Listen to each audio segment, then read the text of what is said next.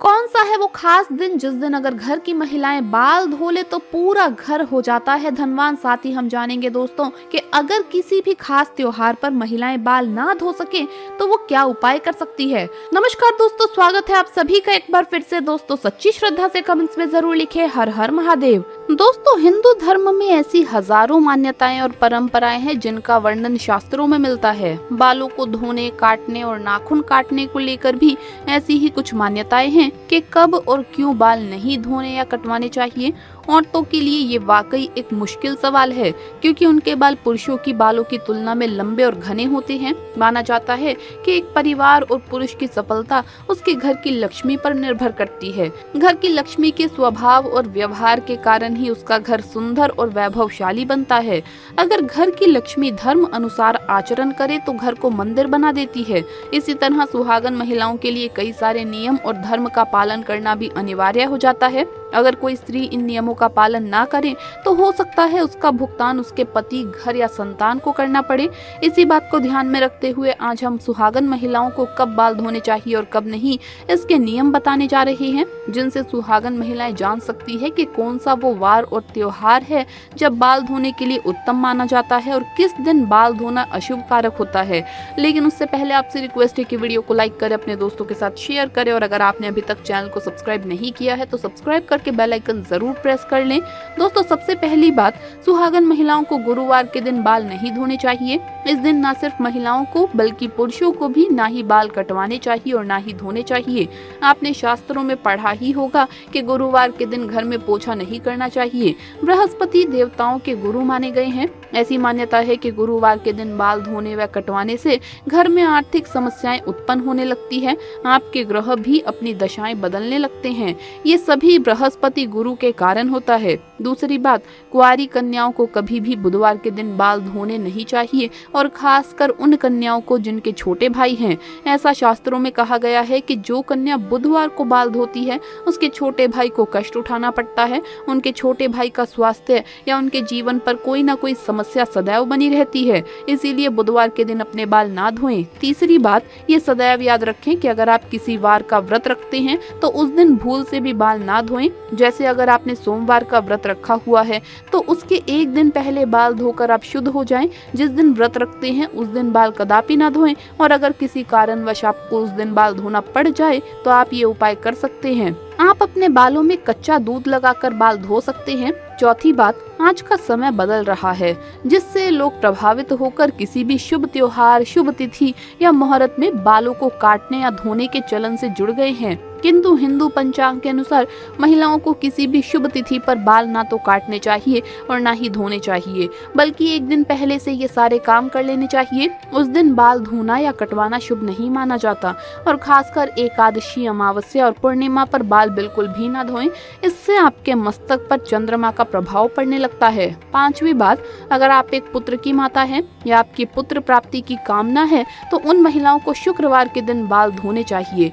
छठी बात, शनिवार के दिन शनि महाराज का दिन माना जाता है। इस दिन ना सर में तेल लगाएं और ना ही अपने बालों को धोएं। इससे शनि की कुदृष्टि आप पर बनी रहती है और अगर किसी कारणवश आपको शनिवार के दिन बाल धोने पड़ जाए तो आप थोड़ी सी हल्दी व बेसन को मिलाकर पहले बालों पर लगा लें और उसके बाद आप बाल धो सकते हैं। पर ध्यान रखें कि बहुत ज्यादा आवश्यकता होने के कारण ही आप शनिवार को बाल धोएं अथवा इस वार को बाल कदापि ना धोएं। सातवीं बात, स्त्री हो या पुरुष, शुक्रवार का दिन बाल काटने के लिए अत्यंत शुभ माना जाता है। शुक्रवार के दिन बाल धोना भी शुभ माना गया है। शुक्रवार के दिन माता लक्ष्मी का होता है, इसीलिए महिलाएं इस दिन अपने बालों को अवश्य ही स्वच्छ करें। इससे माता लक्ष्मी की कृपा आप पर अवश्य बरसेगी। शास्त्रों में एक और मान्यता है, सुहागन स्त्री अपने मांग में सिंदूर भरकर किसी भी पूजा में शामिल हो सकती है क्योंकि मांग हिस्सा गंगा सिंदूर का माना जाता है जो सुहागन स्त्री के सौभाग्य को दर्शाता है, जिसे स्वयं देवता भी नकार नहीं सकते।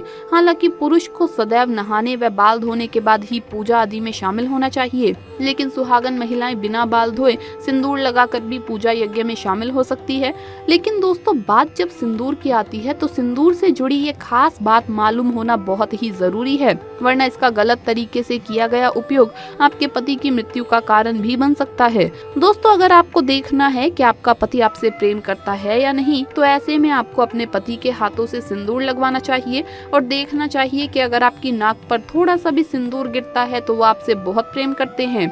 सुनने में फिल्मी लग रहा होगा, लेकिन ये बात बिल्कुल सच है। दरअसल शास्त्रों की माने तो कहा जाता है कि जब भी कभी पति द्वारा सिंदूर नाक पर गिरता है तो पति पत्नी के प्रेम को दर्शाता है और आने वाले समय में भी उनका रिश्ता और भी गहरा होता चला जाता है। इसके अलावा जब आप खुद से सिंदूर लगाती हैं और अनजाने में अगर वो सिंदूर नाक पर गिरता है तो इसका मतलब है कि पति की तरफ से आपको कोई खुशखबरी मिलने वाली है। हिंदू धर्म में सिंदूर का बहुत खास महत्व है, लेकिन सिंदूर से जुड़ी ये जानकारी अगर आपको नहीं है और आप भी ये गलती करती है तो ऐसे में बहुत भारी परिणाम आपको झेलने पड़ सकते हैं। सिंदूर एक महिला के लिए सुहाग की निशानी होती है। जब हम किसी भी शादीशुदा औरत को देखते हैं तो उसके माथे पर सिंदूर जरूर लगा होता है। एक शादीशुदा औरत को सिंदूर के बिना अधूरा माना गया है।